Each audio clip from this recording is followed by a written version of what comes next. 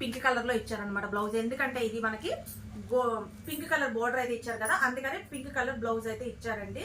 అలాగే ఇది వచ్చేసి మనకి బ్లౌజ్ అండి, పైట్ పళ్ళు అండి, పైట్ అయితే ఇచ్చారు చూడండి. అండ్ శారీ వచ్చేసి మనకి ఇలా వస్తుందండి. శారీ అనేది ఇదిగోండి, శారీ వచ్చేసి ఇలా వస్తుంది మనకి. బోర్డర్ చూసారా ఎంత సూపర్ గా ఉందో, చాలా చాలా చాలా బాగుందండి. దీని కాస్ట్ ఎంత అనుకుంటున్నారు?